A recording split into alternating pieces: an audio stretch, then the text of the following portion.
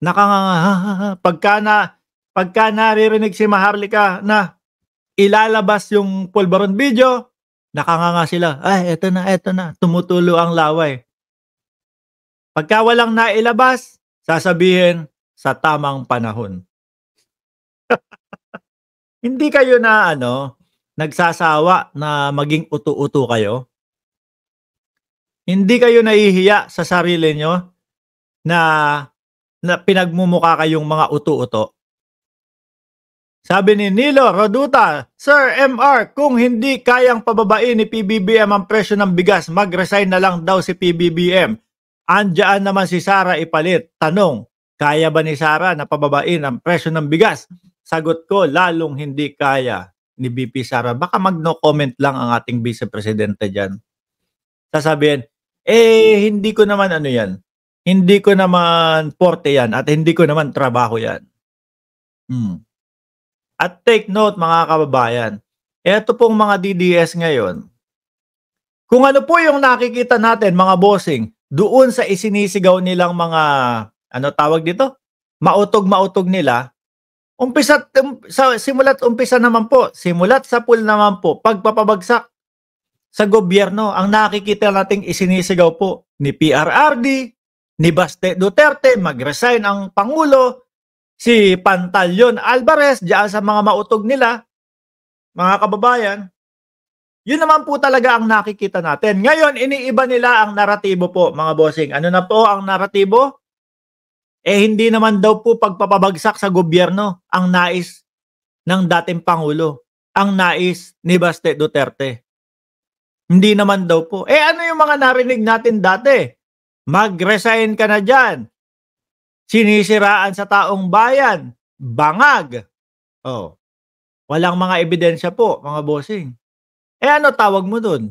Gusto nilang pabagsakin ang presidente at ang gobyerno ng Pilipinas. Ngayon, siguro ramdam na po nila, mga kababayan, na paunti ng paunti ito no? Etong mautog natin, pakonti ng pakonti at halos wala nang pumupunta. Liwasang Bonifacio hindi pa mapuno, mga kababayan. Iniiba na po nila ang naratibo. Hindi naman yun ang gusto ni PRRD. Ang gusto ni dating Pangulo, magtrabaho si PBBM. Yun na daw po ang naratibo. Naniniwala po kayo ngayon doon, mga kababayan? Yung tipo bang, yung naalala nyo yung na-vlog natin nung isang beses na sabi ni PRRD, gusto namin magtrabaho ka dyan, ingud-ngud mo yung ulo mo dyan sa trabaho. Binabayaran ka ng tax namin. Ayun. Pero mismong siya, hindi nakikipagtulungan sa gobyerno. Yung best friend niyang wanted na pugante, wag nga daw pugante, magagalit daw po yung mga OTAP supporters. Yung mga OTAP vloggers magagalit daw po kapag sinabing pugante si Kibuloy. Kasi unavailable lang daw po, mga kababayan. Miski siya, hindi siya makipagtulungan sa isa sa problema ng bayan. No? Kay Kibuloy. Problema po ng bayan yan si Kibuloy. Mga kababayan, kaya nga, baka meron niya kapag tapos People of the Philippines versus Apollo Kibuloy. Hindi siya makipagtulungan. Pero ang lakas ng loob niya sabihin na ingud-ngud mo yung ulo mo dyan, magtrabaho ka ng 6 na taon. Hindi ko gustong bumaba ka sa pagka-presidente. Iba-iba ho, yung mga sinasabi nila.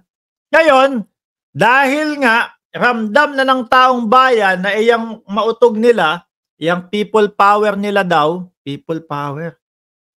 People's power. Dami nun dati, kahit papaano. Yung mga dilawan, yung mga kakamping, madami naman dati. Eto, tingnan nyo nga yung bilang nyo dyan sa Liwasang Bonifacio. Ilang kayo dyan, yung totoo. Tapos yung isang yung isang rally ninyo, si Morales, mag-isa lang ang hinayupak. Hawak-hawak yung placard na gano'n, mukhang timawa. Mukhang naglilimos Diyos ko po. Lord, kahit ano yatang, masasakit na salita ang sabihin mo dito kay Morales, hindi tatablan ho ito, eh.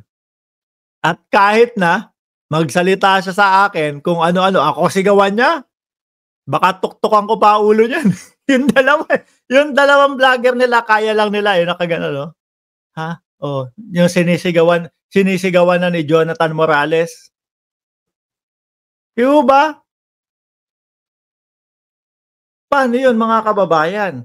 Kung ganun lang po ang bilang nila, sa tingin po ba nila, ubra na yun? Okey na yun para mapabagsak ang pangulo? 'Di ho ba? Sabi ni Papa Dudes, oh, wala nga silang 100 katao doon sa sayawan rally nila. Ano yung pinagsasasabi nilang 2,000,000, 1,000,000? Baka nananaginip pa. Ilang taon na, oh, magdadalawang taon na yata kayo nagra-rally. Magdadalawang taon na yung pangangampanya ninyo para sa midterm election na 2025.